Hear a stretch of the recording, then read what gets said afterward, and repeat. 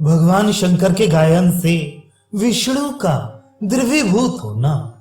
श्री नारद जी कहते ही, परमेश्वर आपने कृपा पूर्वक महापाप नाशक, पुण्यप्रद, धन्य करने वाला और दिव्य आख्यान मुझे सुनाया।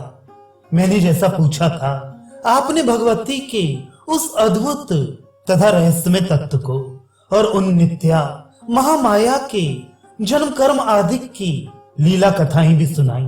अब आगे उन भगवती परा प्रकृति के अंश से हिमवान के घर में उत्पन्न भगवती गंगा के दिव्य चरित्र को सुनने की मेरी इच्छा है।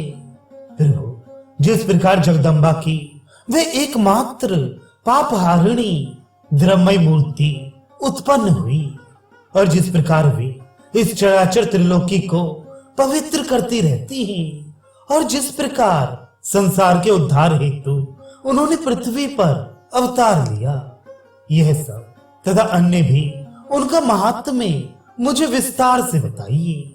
श्री महादेव जी बोले, वत्स सुनो, मैं तुम्हें पुण्यों में भी परम श्रेष्ठ पुण्य स्वरूपिणी कथा सुनाता हूँ, जिसे सुनकर पापी मनुष्य भी जन्म मरण वाले इस संसार के बंधन से मुक्त हो जाता है।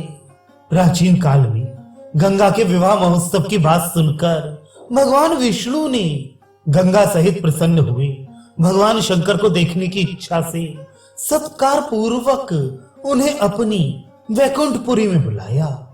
महामुनि ब्रह्मा आदि देवगण भी परमेश्वर शिव तथा जगन्नाथ विष्णु के दर्शन की लालसा से वहां पहुंचे।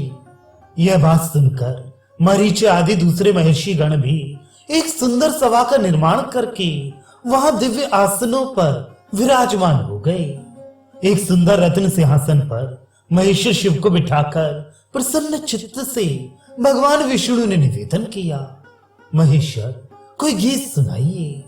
आप दीर्घ काल तक सती के वियोग से दुखित और व्यग्र चित्त रहे हैं। उन सती ने अपने अंशावतार से आपको पुनः प्राप्त कर लिया है।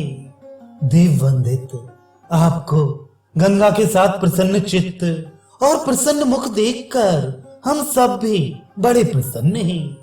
विशेष इसलिए अत्यंत प्रीत उत्पन्न करने वाला आपके मुख से निकला हुआ गान हम सुनना चाहते हैं। महेश्वर, आप कृपा पूर्वक गायन करें।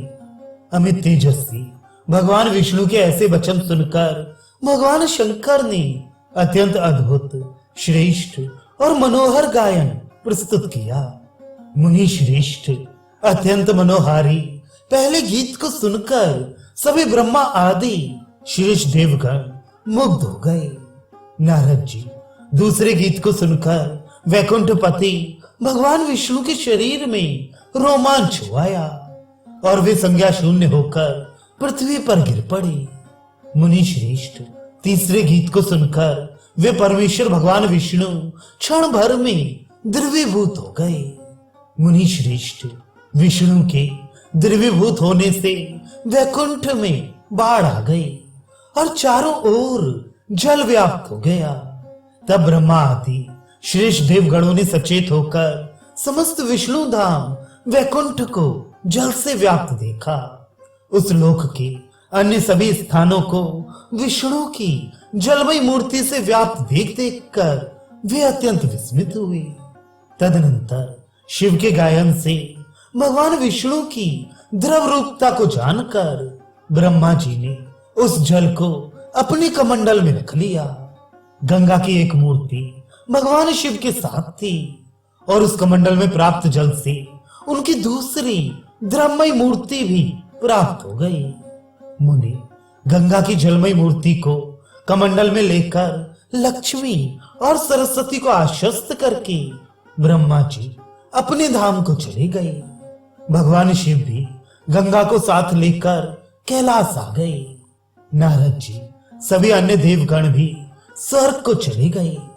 मुनि श्रेष्ठ, इस प्रकार द्रव्यमयी होकर त्रिलोक के पावनी गंगा ब्रह्मा के कमंडल में स्थित हो गई। जिस प्रकार देवी गंगा विष्णु पद पहुंची और उन सुरेश्वरी ने विष्णु पादोद्भवा नाम प्राप्त किया और लोकोद्धार हेतु प्रार्थना किए जाने पर उन्होंने जिस प्रकार पृथ्वी पर अवतार लिया तथा जैसी चतुर्मुखी होकर सबके कल्याण के लिए चारों दिशाओं में वे बह निकली। उस आख्यान को सुनो।